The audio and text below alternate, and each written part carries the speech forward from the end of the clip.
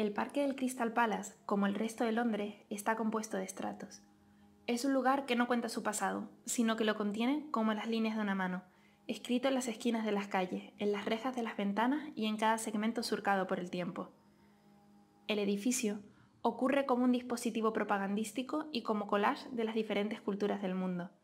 Cuando su exposición universal terminó, el edificio se transformó en una escuela donde se impartían clases de música y danza, entre otras artes. Y cuando se incendió, dejó grabada en la memoria colectiva un esqueleto de acero, dejando ver el bosque modular con el que fue planteado. Así, el edificio fue pabellón de cristal, fue jardín botánico, escuela, ceniza y ahora memoria. Según la mitología griega, el jardín de las Hespérides era un paraíso custodiado por ninfas que le rendían culto a la vegetación mediante el canto y la danza. Así, reinterpretando la estructura y la materia del Crystal Palace, se propone suturar todos estos vestigios patrimoniales, creando una amalgama de espacios que puedan albergar todo este tipo de programas y actividades de carácter recreacional. La música, la danza y la vegetación se trenza y diluye en un nuevo bosque estructural que juega a construirse sobre la ruina. Pero para ello, primero hay que estudiarla, y en este caso, el Crystal Palace se trasladó desde Hyde Park a una de las colinas más altas de Londres y se proyectó como un parque en su conjunto, con vegetación sobre terrazas italianas, fuentes, lagos e incluso estaciones de tren que hoy en día se encuentran en uso. Uno de los recursos arquitectónicos más característicos de toda esta intervención son los arcos, destacando los de fundición de acero que descomponen la totalidad estructural del edificio. La traducción de estos arcos será, en nuestro caso, el leitmotiv del proyecto. Con ellos se crearán aulas de danza, canto, un auditorio, jardines intermedios, cafetería, mediateca y una zona de talleres de botánica con huertos urbanos propios.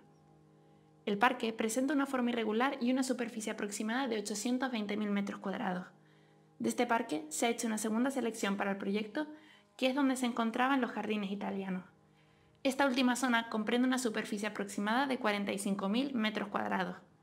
Siempre teniendo en cuenta los accesos y los nodos circundantes, la estructura programática del proyecto se ha organizado en función de un gradiente de ocio que parte desde los lugares con más limitaciones organizativas a espacios más abiertos. De este modo, los lugares con un ocio más organizado y cerrado se encuentran cerca de la estación de autobús, tren y un aparcamiento privado. A medida que nos vamos desplazando hacia la derecha y nos adentramos en el parque, los caminos de tierra y accesos por medio de paseos peatonales se incrementan, dando lugar a interacciones sociales de un carácter más espontáneo. Es por ello que en estos puntos se dotarán espacios que complementan estas actividades, como cafeterías, zonas de descanso, juegos infantiles y huertos urbanos.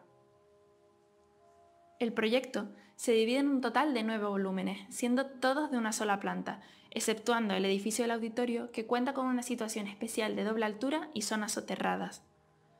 Todos los volúmenes se encuentran conectados visualmente por una continuidad vegetal y por las proyecciones de la estructura modular. Cada parte puede crecer y evolucionar en el tiempo independientemente, sin perder nunca la noción de conjunto, como si de un único organismo se tratara.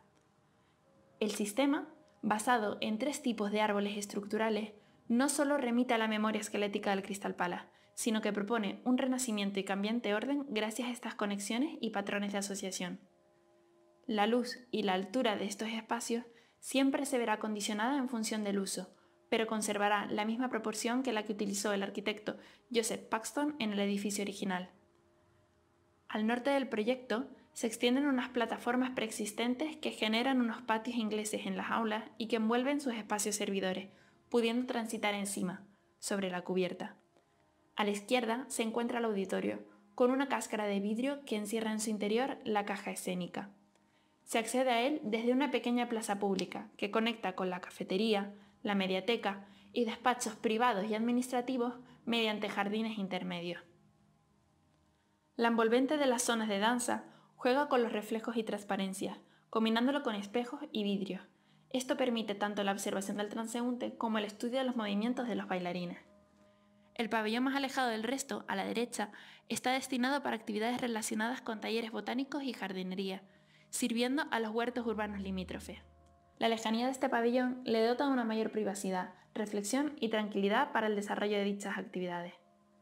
Para la colocación tanto de este volumen como del resto del conjunto, se ha tenido en cuenta la contaminación acústica, la humedad, la temperatura y la polución, Así, las zonas de carácter público se encuentran en espacios de humedad y temperatura intermedia, reduciendo la sensación de calor en verano y disminuyendo el frío en invierno. Además, se ha incluido vegetación caduca en zonas donde el gradiente de temperatura era mayor, para aumentar el confort térmico. En general, y a una escala menor, se busca la suavización de estos microclimas mediante la colocación de unos árboles estructurales que generan espacios cubiertos al aire libre y que diluyen y acomodan estos espacios intermedios. Suponen un impas entre actividades y usos. Estos nuevos arcos persiguen la mayor ligereza y simplicidad constructiva posible. Si bien es cierto que anteriormente se utilizaba la fundición de hierro, hoy se descarta esa opción debido al excesivo gasto de material que esto requiere. En su defecto, se ha optado por unos pilares de perfil laminado, así como módulos de semiarco, que funcionan como cajas vacías que se atornillan con un avellanado para facilitar la construcción y su desmonte en caso necesario. Aunque tengan un aspecto de arco, su funcionamiento estructural dista bastante de su forma. Al ser pilares entre ménsulas atornilladas, el momento y los cortantes funcionan como si de voladizo se tratasen. Estos se ven mitigados por las grandes luces de los semiarcos. Se trata de una estructura con nudos rígidos que colabora y se arriostra entre todas las piezas, siendo modular, autoportante y con posibilidad de crecimiento. Todas las ménsulas, así como los perfiles de los pilares, están conformados por aceros laminados de clase S275. Las uniones de los elementos, tornillos y pernos de anclaje serán de alta resistencia. La unión entre estos semiarcos se realiza mediante la colocación de una pieza interna que irá atornillada con un avellanado en ambas ménsulas, dejando una separación entre ellas de 15 centímetros, revelando la sinceridad constructiva de los elementos y rompiendo en el punto menos intuitivo de un supuesto arco. Esto creará la falsa sensación de que las piezas están imantadas entre sí. El caso del auditorio supone una excepción debido a las grandes luces que precisa, que en este caso llegan a alcanzar los 25 metros.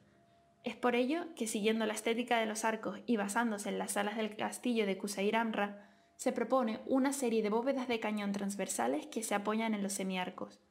No son necesarios arcos completos, como en el caso del castillo de Jordania, debido a la materialidad tanto de las bóvedas como de las ménsulas, mucho más resistente en nuestro caso. Estos conectan con la galería y los accesos de todo el conjunto del auditorio. Las bóvedas dejan una luz igual a dos semiarcos unidos, respetando la modulación y permitiendo la colocación de luminarias, falsos techos acústicos y tramoyas, si el espectáculo así lo precisara. El escenario está a una cota inferior al suelo, permitiendo de este modo dos accesos, uno general para personas con movilidad reducida y otro para los asientos superiores. Con respecto al resto de cubiertas, están basadas en el sistema de canalización de aguas pluviales de la Mezquita de Córdoba. En el caso de la mezquita, el canalón se sitúa por encima de cada pantalla de arcos.